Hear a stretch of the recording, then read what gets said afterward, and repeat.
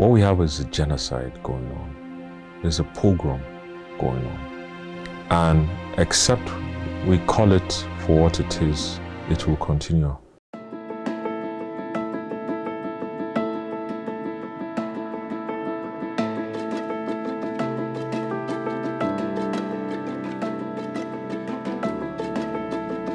Largely, it has been to bring attention to the pogrom, the genocide that is going on, but probably not taken very seriously by the authorities, both and individuals and associations of like minds, whether in country or overseas.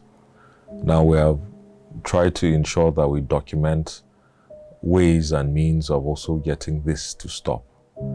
In time past, it has largely been about calling attention of the government, holding government accountable, and setting up memory plaques or walls that look and celebrate the lifetimes of people who were killed needlessly by terrorists in our villages, in our localities. We decided that in recent times we needed to move further than that place that we have been at. To ask our questions, what kind of solutions can we give beyond getting the rebuttals? Because every time we get rebuttals from the government, rebuttals, for instance, that speaks to the police is overstretched, the military formations can only do so much. We have seen a few mutiny-like situations where soldiers are complaining because they have been overstretched in their theater of operations. And we have said, we understand that you're overstretched and undermanned. Why don't you look at getting a security architecture that takes or that leans already into the already existing security protocols in those vulnerable villages that get pillaged every time and time again?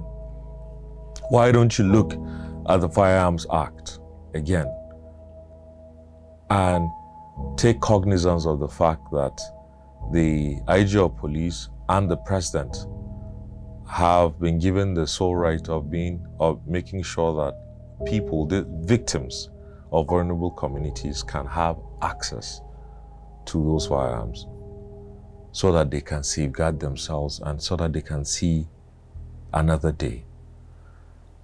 10 years ago, we started having this conversation, but it wasn't politically correct and a lot of people shied away from it.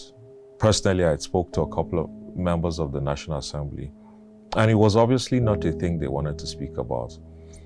In 2025, 2024, we have the DSS chief speaking about it in a public forum, talking about the first line charges or the first line of defense. Now you have the conversations that are slowly coming up. Why is that?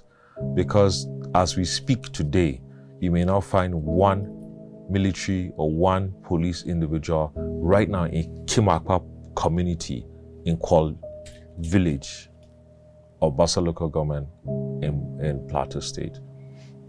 So the question ultimately is, do we keep allowing people die off, or do we get ourselves up and think? Because we understand also that there are questions about proliferations of arms and ammunition, and what happens to the individuals who, are allowed to safeguard themselves today.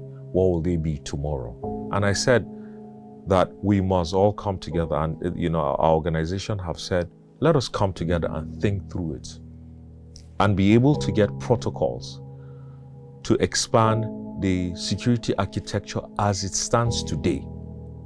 We're not asking for a different thing. No, we're asking for an expansion. Say you set up a directorate under the army or the police that will do a mapping of vulnerable communities and be able to figure out who their vigilantes are in those communities. They are subjected to all the rigorous testing from psychological and otherwise. They are subjected to weeks of training and then they are subjected to giving of training of use of arm and ammunition. And that is because some of the times we have seen that except those terrorists know that you can actually match their military grade weaponry, you cannot stop them from walking into any village at any time and killing 4-year-old children who just wanted to sleep, wake up in the morning and go to the public schools in their communities. Because we have spoken, we have been talking for a long time, and we're saying with a very clear voice that seems to be, to get a security apparatus that is an extension of the army, that can be able to be trained in military tactics and warfare, that probably, when we understand that we cannot get the personnel that can go to Benue State, to where LGC, or can be in Lantang, or can be in Mungu at every point in time, you can use the locals, you can engage the locals to be able to operate under the auspices of the law and of the army or police, and police. And that for us, we think, is us being very proactive and being intellectually responsible to thinking outside of the box in a time and circumstances that gives us no answers for all the killings that have been going on in the Middle Belt and God knows where else.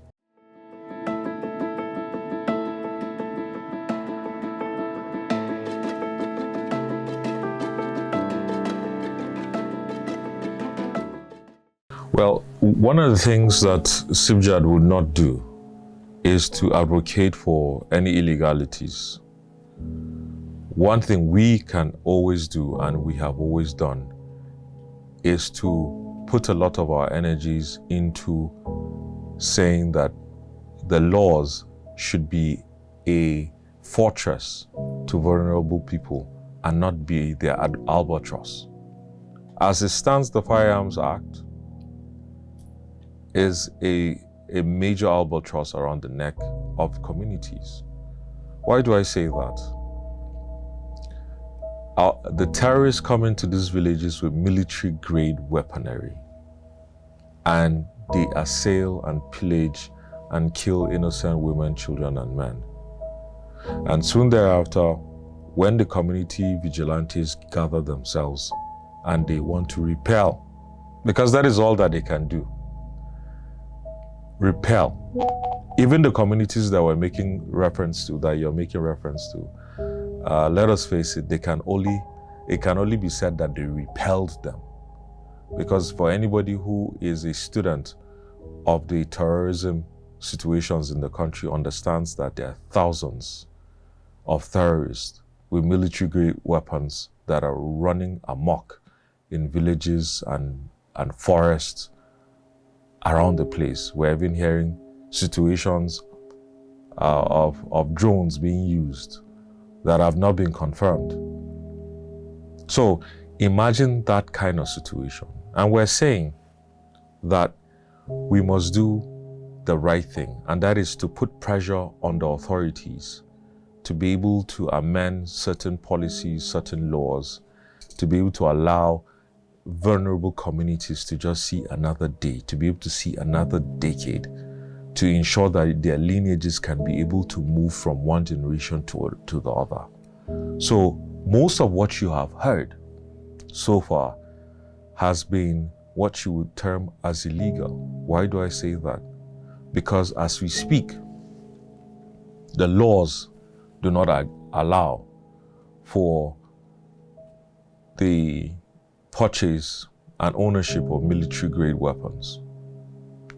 You cannot legally own an AK-47 or a Beretta pistol except you have been given the permission by the President of the Federal Republic of Nigeria.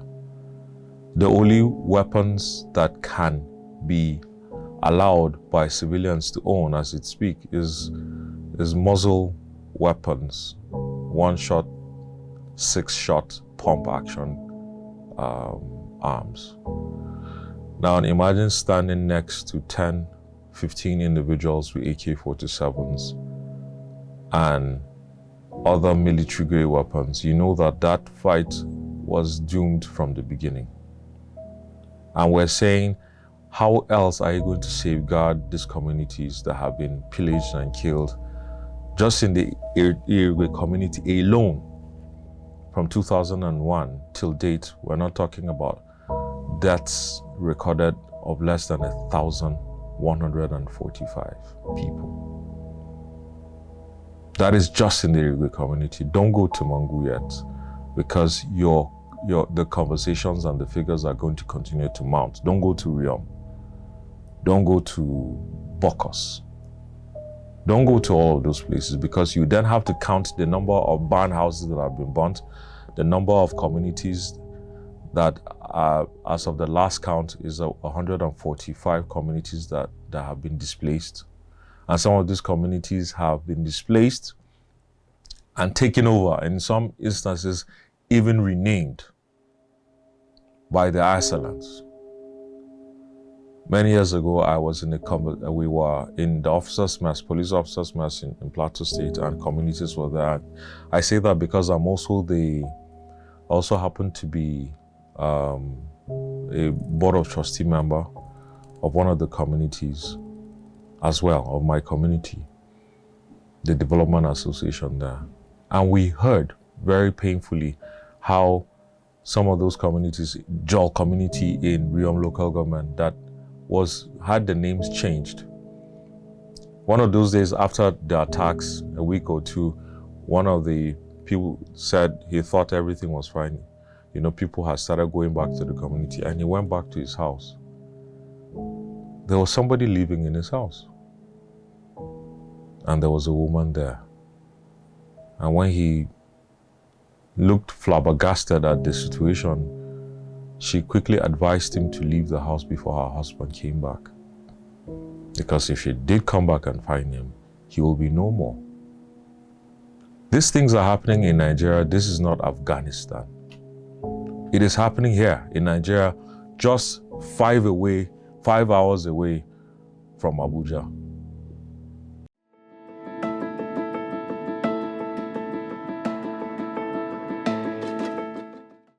I mentioned before that there are two licensing authorities under the Firearms Act 2004. You have the IG of police, and then you have the president. Now, my take is, first of all, and I'll tell you why I'm calling for unification of all vulnerable states and communities. Because in recent times, we have not understood the discordant tunes that are even coming out from the Middle Belt. Governor Alia of Benue State seems to be saying a little something slightly different from what Governor Mutfwang of Plateau State is saying.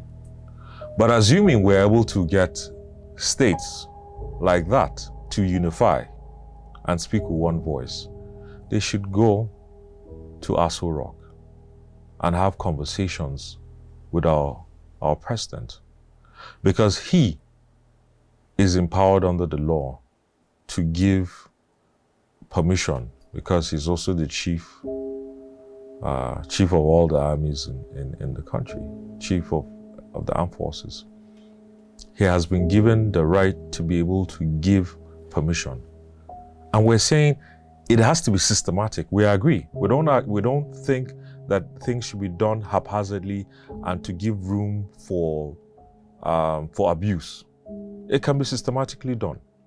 He can call his CDS and have an interface with his security chief, the NSA, with the governors of these vulnerable states, and they can agree on the format to be able to ensure that all vulnerable communities are able to bring out their fit young men who are able to be able to form what, may be called civilian JTF or by any other nomenclature.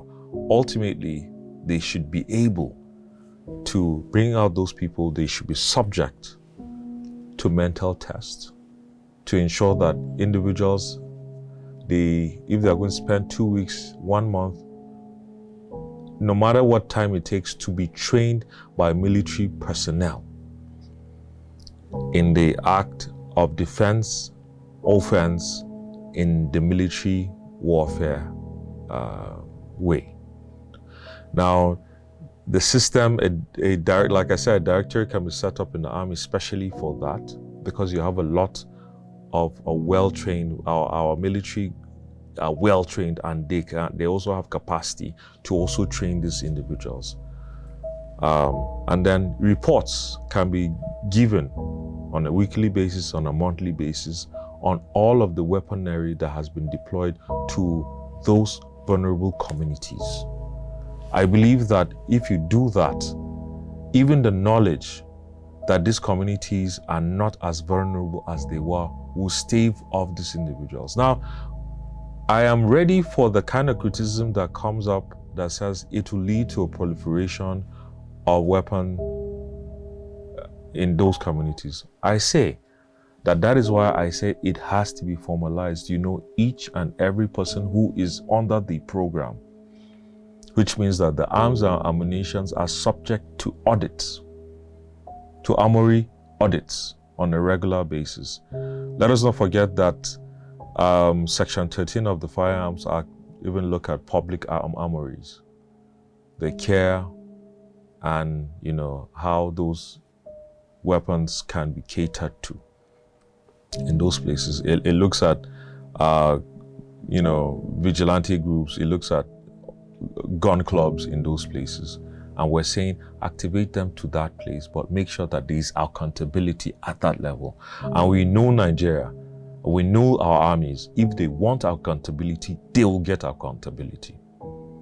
And we're saying that it is these suggestions wouldn't have come up if we didn't get the excuses that we've been getting about the lack of manpower to be able to cater to each and every village. This time we're saying we have men and women in those villages that are able to do what we need to do. And then, of course, lastly, to the question of what then happens to them if and when the issues have been sorted out. You find a way, because we already agree that the army is on demand, the police on demand. Find a way to absorb them free of charge. You have already trained them. They are not going to be running around the bush with arms and ammunition. Absorb them into the police, absorb them into the army and all the other security agencies. And I think we can be able to get there. We cannot be intellectually lazy about this issue of security.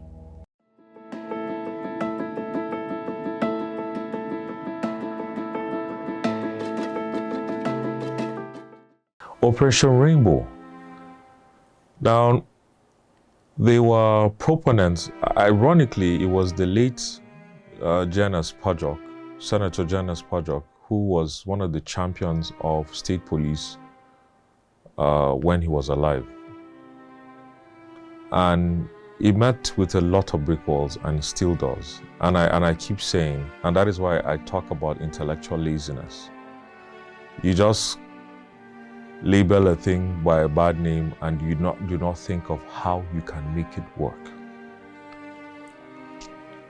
The Operation Operation Rainbow is one of the initial attempts at state police, successful by the virtue of the fact that it is an entity. It is a legal entity today, before a lot of all the Amotekons of this world and most of the other states came up with theirs.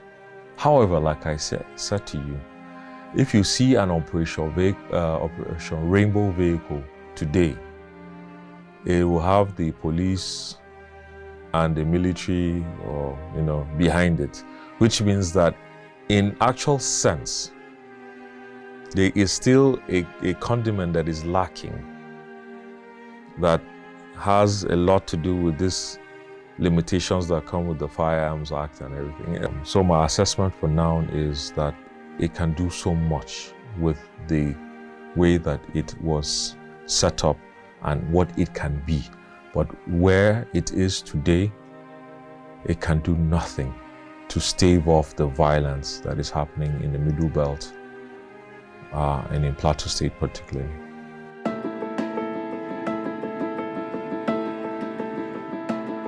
I saw a video of a dead mother with a baby still suckling on her breast just the other day. What clash did that baby engage in, or that mother? There was no clash. There's never been a clash. What we have is a genocide going on. There's a pogrom going on. And except we call it for what it is, it will continue unabated. Because one thing that the terrorists have that most of these local communities do not have, they have a very well-oiled media machinery. We believe that even before the attacks, they already have a press release that lists them as victims prepared. A day or two after the massacre in Kimakwa, in Kwal village, somebody was in Kaduna State reading a press release and talking about the death of cows. Yes. One of the other misconceptions people need to understand is that there is a machinery for misinformation that has been running for decades.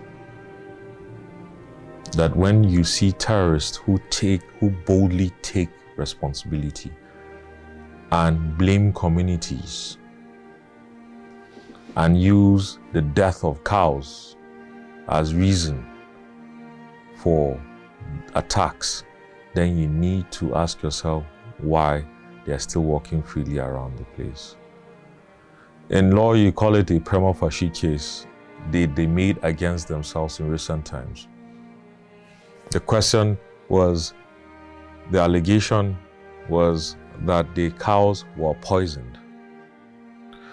The cows were not in a ranch and they took a bag of food and allowed them to eat it. No.